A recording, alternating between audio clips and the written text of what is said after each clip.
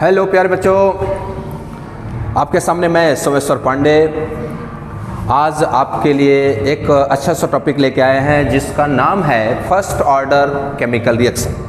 देखिए जो टॉपिक है काफ़ी इम्पॉर्टेंट है एग्जामिनेशन पॉइंट ऑफ व्यू से, या फिर आप अगर जी और नीट का एग्ज़ाम दे रहे हैं तो आपको इसका डेरिवेशन अगर आपको अच्छे से आता है तो इसका फार्मूला बहुत ही ज़्यादा यूज़फुल है कि आप फार्मूले का यूज़ करके आप बहुत सारे न्यूमेरिकल्स का आंसर फाइंड कर सकते हैं। ठीक है, तो आज हम डिस्कस करेंगे कि फर्स्ट ऑर्डर केमिकल रिएक्शन क्या है। इसके पिछले वीडियो में आपने देखा था कि हमने आपको बताया था जीरो ऑर्डर केमिकल रिएक्शन और उसका डेरिवेशन हमने आपको बताया था, लेकिन आज उससे भी ज़्यादा इंपॉर्टेंट टॉपिक आपके सामने है जिसका नाम है फर्स्ट ऑर्डर केमिकल रिएक्शन। आइए देखते हैं, यहाँ पे हो गया आपका first order chemical reaction. First order chemical reaction का डेरिवेशन हम देखना चाहेंगे यहाँ पे। तो फर्स्ट ऑर्डर क्या है आपको पहले बताया जा चुका है कि when the rate of chemical reaction is directly proportional to the first one exponent of the concentration of reactant is known as first order chemical reaction. मतलब किसी भी रासायनिक अभिक्रिया का वेग जब उस रासायनिक अभिक्रिया में भाग लेने वाले अभिकारक के एक घातांक के समानुपाती होता है तो उसे हम कहते हैं फर्स्ट ऑर्डर केमिकल रिएक्शन, यानी प्रथम कोटि की अभिक्रिया, मतलब first order chemical reaction. The rate of chemical reaction is directly proportional to the one exponent of the concentration of reactant is called first order chemical reaction। जैसे हमने आपको बताया कि जो आपकी परिभाषा है, जो आपका डिफिनीशन है, उसके अकॉर्डिंग अगर हम चलते हैं तो आपको मान लीजिए हमने यहाँ लिया R gives P, मतलब कोई भी रासायनिक अभिक्रिया है उसमें अभिकारक है और उत्पाद है यानी कि प्रोडक्ट है। अब यहाँ हम क्या करेंगे कि आप जो रेट ऑफ रिएक्शन लिखते हैं तो आप ऐसे लिखते हैं rate of chemical reaction is equal to minus dR/dt directly proportional to R के पावर 1। अब सवाल यहाँ पर है कि इसके पावर में 1 है, लेकिन हम 1 लिख नहीं रहे हैं क्योंकि 1 ऑलरेडी पावर में है। ठीक, अब हम क्या करेंगे, यहाँ पर जो प्रोपोर्शनलिटी मास है उसको हम रिमूव करेंगे। जब हम प्रोपोर्शनलिटी मास को रिमूव करेंगे तो हम किसी न किसी कांस्टेंट का क्या करेंगे, मल्टीप्लाई करेंगे। तो हम यहाँ लिख देते हैं minus dR/dt is equal to K और R कंसंट्रेशन ऑफ R, और आप देख पा रहे हैं इसका पावर क्या है, 1 है। ओके, नाउ अब हम क्या करेंगे कि इसको dt को उधर लेके जाते हैं और R को इधर लेके आ जाते हैं। तो यहाँ पर लिख देते हैं minus dR/R is equal to K dt। अगर आप निगेटिव साइन उधर लेके जाते हैं तो आप लिख सकते हैं dR/R is equal to minus K dt। अब देखिए क्या है, मान लीजिए इक्वेशन नंबर हो गया आपका 1। अब इसी इक्वेशन का हमको करना है इंटीग्रेशन। तो इंटीग्रेशन करने के लिए आप यहां लिख सकते हैं integration of equation 1, integration of equation 1। अब अगर आप इसका इंटीग्रेशन करते हैं तो आपको कुछ ऐसा मिल जाएगा, आपका dR/R is equal to minus K dt। Okay, अब आपको समझ में आता है कि यहाँ पर हम d तो हटा जाएंगे, लेकिन अगर आपका ऐसा है, अगर ऐसा इक्वेशन है तो आप यहाँ पे लगाएंगे ln। तो आप सपोज दैट यहाँ पर हमने लिख दिया है ln R is equal to minus KT plus C। अब आपको समझ में आ रहा होगा कि dR/dt यानी कि dR/R का हमने इंटीग्रेशन ले लिया तो इसमें क्या हो गया, ln R हो गया। यहाँ पे हमने इंटीग्रेशन लिया तो d हट गया तो क्या बचा, माइनस KT, और एक इंटीग्रेशन कांस्टेंट जिसको हम यहाँ पे C लिखेंगे वो आ चुका है। ठीक है, अब आपको ये दिख रहा है कि यहाँ पे हो गया ln R। अब हम वही कंडीशन अप्लाई करेंगे जो आपने पिछला वीडियो देखा था जिसमें आपका जीरो ऑर्डर रिएक्शन था। उसमें पिछले वीडियो में आपने देखा था तो उसमें हमने क्या लिखा था, if t is equal to 0 then R is equal to R0। मतलब अगर आपका टाइम 0 है यानी टाइम इनिशियल है तो जो आपका फाइनल कंसंट्रेशन है रिएक्टेंट का वही हो जाएगा इनिशियल कंसंट्रेशन। तो इसलिए हमने लिख दिया कि final concentration is equal to initial concentration तब जब आपका टाइम क्या हो जाए, 0 हो जाए, यानी रिएक्शन स्टार्ट नहीं हुआ। अब हम क्या करेंगे, इस t की वैल्यू और R की वैल्यू का ऊपर इक्वेशन नंबर, मान लीजिए इक्वेशन नंबर आपका हो गया 2, इस इक्वेशन में हम पुटअप कर देते हैं। ठीक है, अब यहाँ पे हम लिख देंगे ln R is equal to ln R0 is equal to minus K into 0 plus C। तो यहाँ हो जाएगा आपका ln R0 is equal to C। मतलब यहाँ पे ये जो कंडीशन अप्लाई किया गया है वो C का वैल्यू फाइंड करने के लिए कंडीशन अप्लाई किया गया। अब हमें C की वैल्यू मिल गई।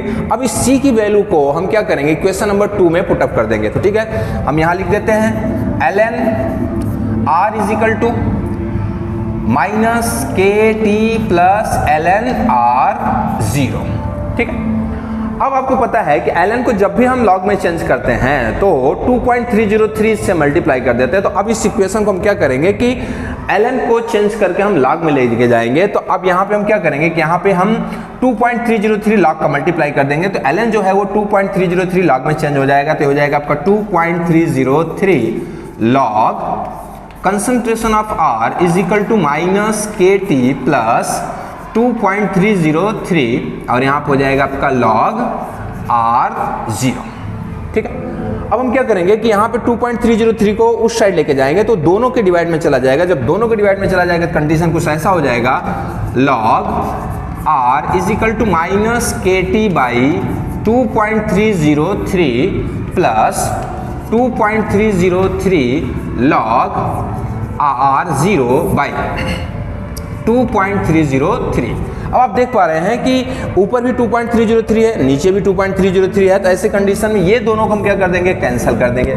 जब ये दोनों कैंसिल हो गया तो फिर हमारे पास क्या बचा हुआ, आप देखिए यहाँ हो जाएगा आपका log R is equal to minus के T by 2.303 plus log R0, okay.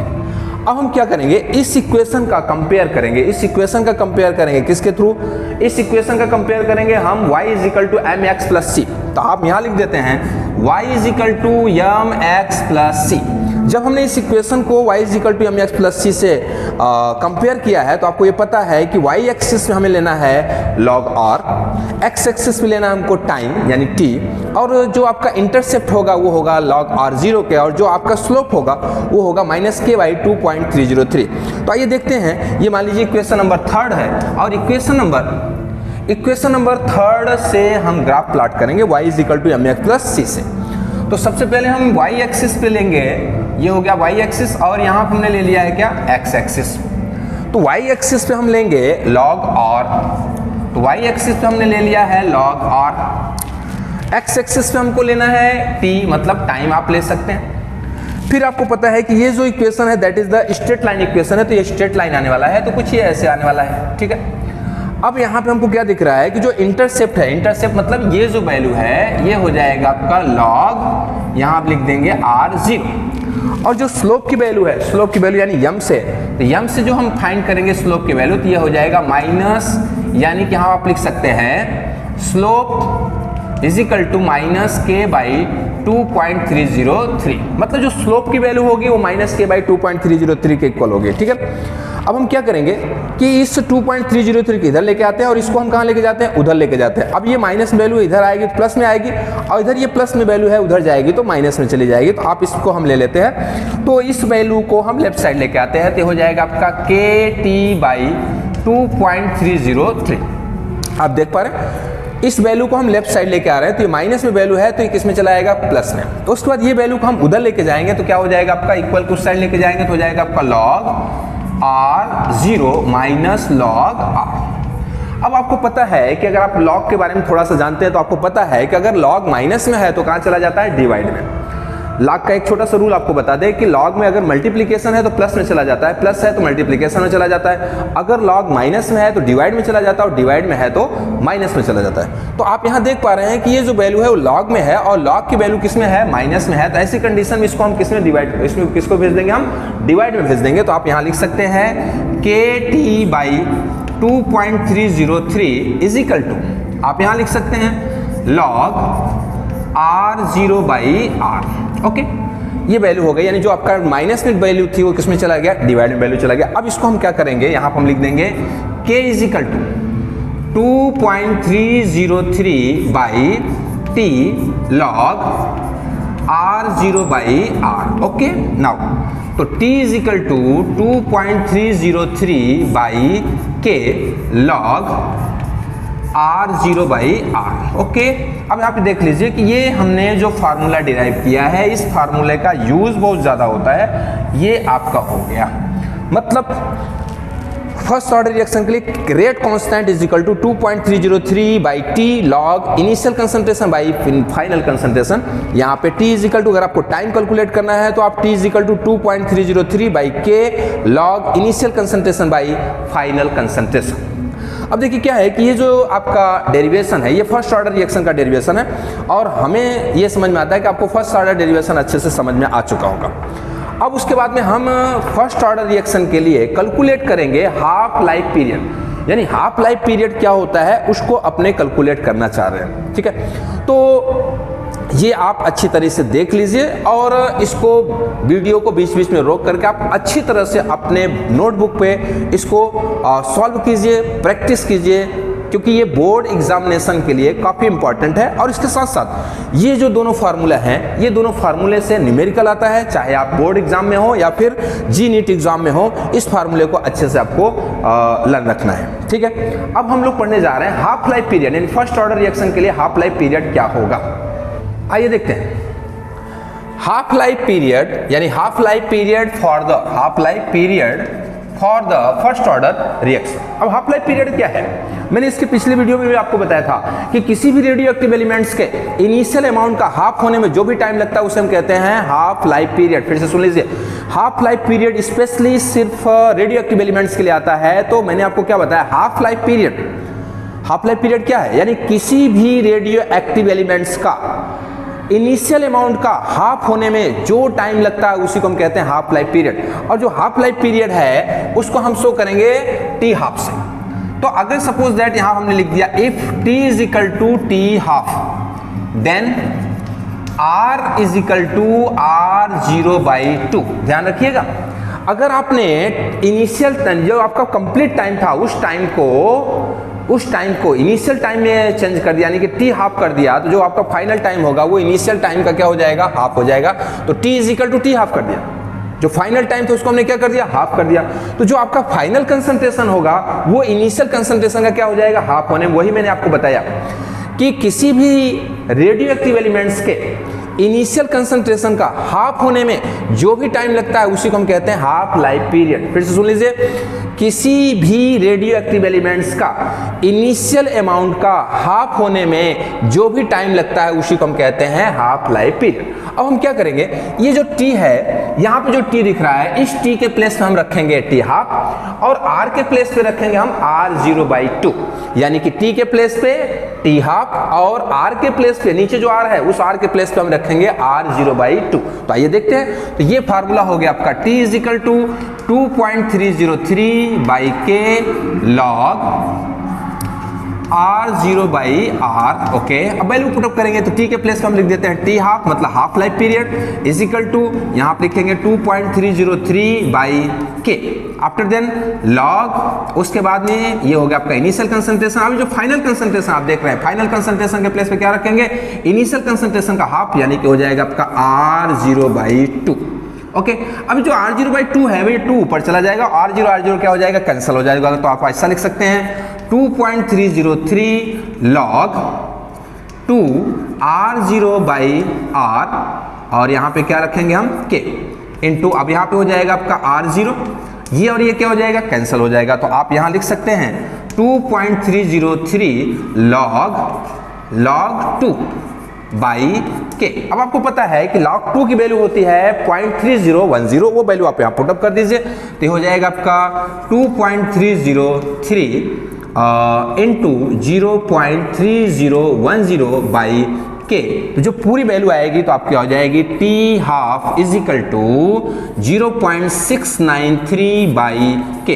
ध्यान रखिएगा कि यहाँ पे आप देख पा रहे हैं फर्स्ट ऑर्डर रिएक्शन में आपने क्या देखा था कि फर्स्ट ऑर्डर रिएक्शन में जो हाफ लाइफ पीरियड था वो इनिशियल कंसंट्रेशन के डायरेक्टली प्रोपोर्शनल था, लेकिन यहाँ पे half life period first order reaction के लिए जो हाफ लाइफ पीरियड है वो इनिशियल कंसंट्रेशन के डायरेक्टली प्रोपोर्शनल नहीं है। मतलब जो हाफ लाइफ पीरियड है रेडियो एक्टिव एलिमेंट का, जो हाफ लाइफ पीरियड है वो कंसंट्रेशन, यानी कि जो आपका कंसंट्रेशन वो कंसंट्रेशन पे डिपेंड नहीं करता। इसका मतलब है कि जितने भी रेडियो एक्टिव कंपाउंड्स का डिकम्पोजिशन होता है उनका जो भी डिकम्पोजिशन है वो फर्स्ट ऑर्डर रिएक्शन होता है, और जो फर्स्ट ऑर्डर रिएक्शन है वो किसी भी ना तो इनिशियल कंसंट्रेशन ना तो फाइनल कंसंट्रेशन, किसी भी कंसंट्रेशन पर डिपेंड नहीं करता। यही वो रीजन है कि किसी भी रेडियो एक्टिव एलिमेंट्स का जो हाफ लाइफ पीरियड होता है वो हमेशा कांस्टेंट होता है, क्योंकि वो कंसंट्रेशन पे डिपेंड नहीं करता। आप 1 kg लेंगे, उसको हाफ kg होने में जो टाइम लगेगा वो हाफ लाइफ पीरियड होगा, लेकिन 1 ग्राम लेते हैं उसको हाफ ग्राम होने में भी जो टाइम लगेगा वो हाफ लाइफ पीरियड होगा। लेकिन ये जो हाफ लाइफ पीरियड होता है वो हमेशा कांस्टेंट होता है, खासकर फर्स्ट ऑर्डर केमिकल रिएक्शन के लिए। और आपको मैं बता दूं कि जितने भी रेडियो एक्टिव एलिमेंट्स हैं सभी फर्स्ट ऑर्डर केमिकल रिएक्शन में आते हैं, ठीक है। अभी हम आपको बताने जा रहे हैं स्यूडो फर्स्ट ऑर्डर रिएक्शन किसे कहते हैं, यानी आभासी या छद्म प्रथम कोटि की अभिक्रिया क्या है, ठीक है। आइए हम देखते हैं, मैंने अभी आपको बताया है कि pseudo first order chemical reaction क्या है। स्यूडो मतलब झूठा, छद्म आभासी।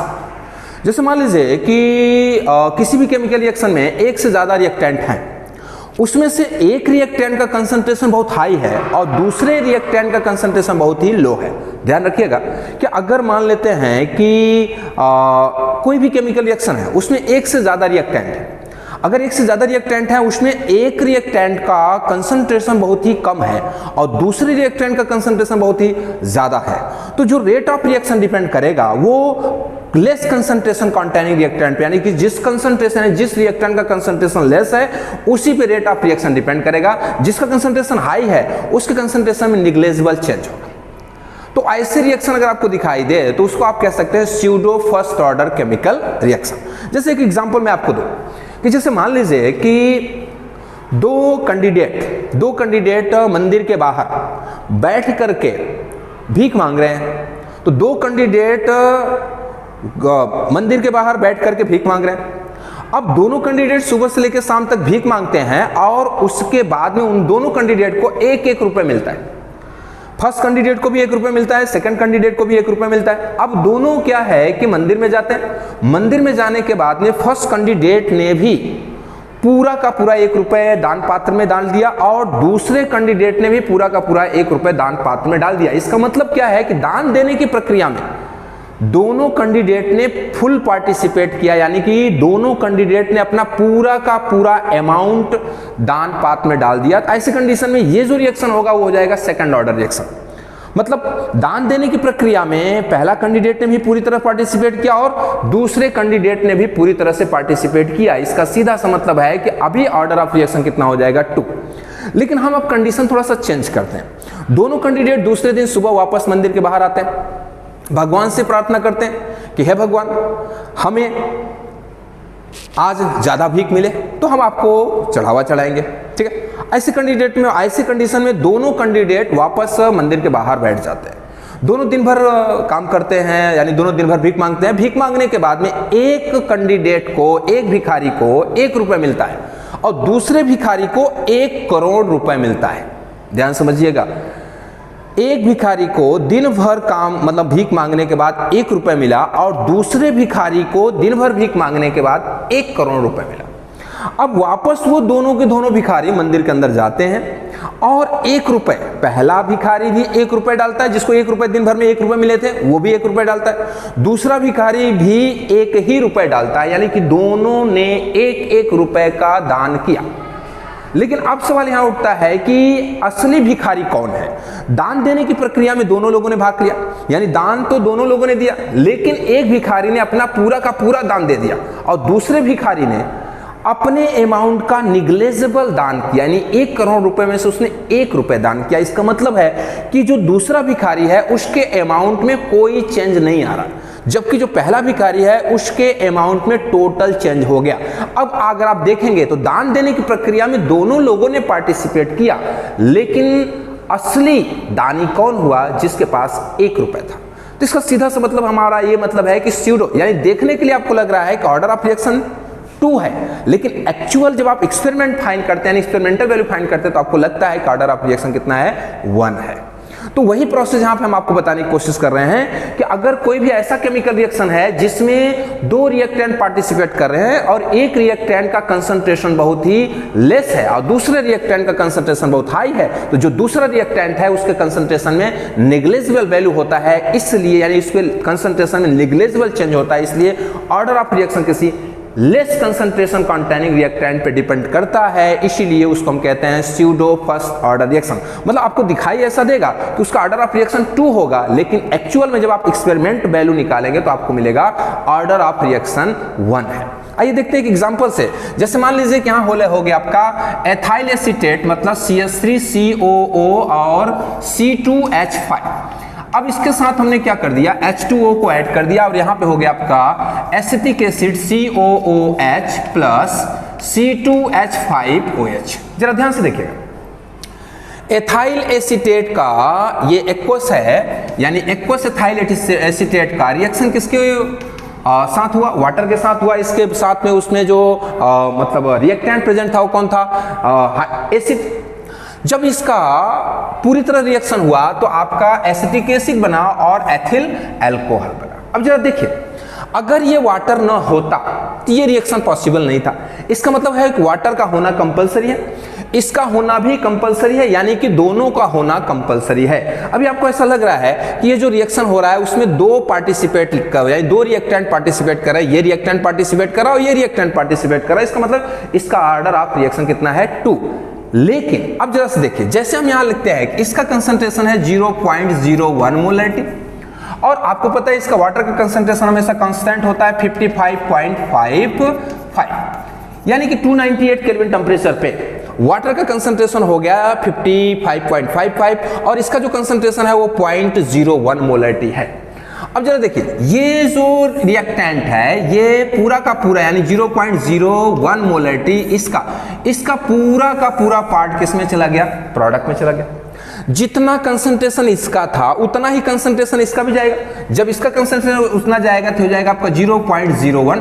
इसका मतलब इसकी वैल्यू कितनी हो गई, 55.54 मोलरिटी। मतलब क्या कि एथाइल एसीटेट के कंसंट्रेशन में पूरा का पूरा चेंज हो गया। Ethyl acetate completely change into product, but the concentration of reactant of water means water का जो कंसंट्रेशन है वो नेग्लिजिबल चेंज। इसका मतलब क्या हो गया कि वाटर इस कंसंट्रेशन यानी इस रिएक्शन में वाटर पार्टिसिपेट नहीं कर रहा है। तो अगर आपको ऐसा कोई भी केमिकल रिएक्शन मिले तो उसको हम कह देते हैं pseudo first order chemical reaction. अब इसको अगर आप pseudo first order chemical reaction show करेंगे तो हो जाएगा आपका KH2O is equal to 2.303/T and after then log R0/R। बात समझ में आ गया? तो मेरा मतलब है कि यहाँ पर ये फर्स्ट ऑर्डर रिएक्शन है, लेकिन ये वाटर लगा हुआ है, इसका मतलब ये कौन सा रिएक्शन हो गया, pseudo first order chemical reaction हो गया। अब हम दूसरा एक रिएक्शन आपको बता देते हैं। जैसे मान लीजिए कि यहाँ पे आप ले लेते हैं sucrose C12H22O11 plus H2O in the presence of acid, it's gives C6H12O6 plus C6H12O6। अब जरा ध्यान, अभी मैंने आपको बताया कि इसका कंसंट्रेशन हमने ले लिया 0.001 और इसका कंसंट्रेशन कितना है 55.55 मोलरिटी। ओके नाउ अब आप देखिए कि जो ये सुक्रोज है, sucrose totally depend on glucose and fructose by the hydrolysis. अब सवाल यहां पर है कि यहां पर वाटर, सुक्रोज वाटर के साथ रिएक्ट करता है, उसके बाद में ग्लूकोज और फ्रक्टोज बनाता है H प्लस के प्रेजेंस में यानी एसिड के प्रेजेंस में। अब जरा से देखिए कि ये जो सुक्रोज है उसका कंसंट्रेशन है 0.001 मोलरिटी और वाटर का कंसंट्रेशन है 55.55। अब ये जो सुक्रोज है वो टोटली किस में चेंज हो गया, आपका प्रोडक्ट में चेंज हो गया, तो इसकी वैल्यू हो जाएगी 0.001, मतलब ये कैंसल, यानी पूरी तरह से ये आपका जो सुक्रोज है वो फुल्ली प्रोडक्ट में जा चुका है। लेकिन जितना सुक्रोज होगा, जितना अमाउंट सुक्रोज का होगा उतना ही अमाउंट किसका जाएगा, वाटर का जाएगा। तो अब हम यहां लिख सकते हैं 0.001, मतलब कुल मिलाकर के यहां हो जाएगा आपका 55 पॉइंट, यहां पे 5 लिख देते हैं 55.554। अब आप क्या देख पा रहे हैं कि सुक्रोज के कंसंट्रेशन में टोटल चेंज हो रहा है, लेकिन वाटर के कंसंट्रेशन में नो चेंज, नेग्लिजिबल चेंज हो रहा है। इसका मतलब क्या है कि इस केमिकल रिएक्शन में आपको ऐसा ऑब्जर्व हो रहा है कि इसका ऑर्डर ऑफ रिएक्शन कितना होगा, 2 होगा, लेकिन सुक्रोज के कंसंट्रेशन में टोटली चेंज हो रहा है, लेकिन वाटर के कंसंट्रेशन में नेग्लिजिबल चेंज हो रहा है। इसलिए ये जो ऑर्डर ऑफ रिएक्शन होगा इसका हो जाएगा first order reaction.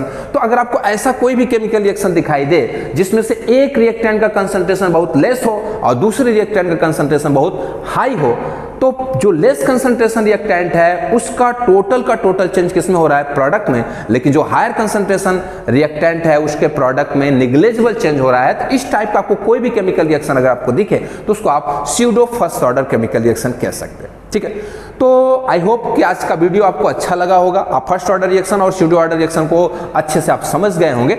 Next video में फिर हमारी आपकी मुलाकात होगी और हमारा वीडियो देखने के लिए आपको बहुत बहुत धन्यवाद। Okay, bye.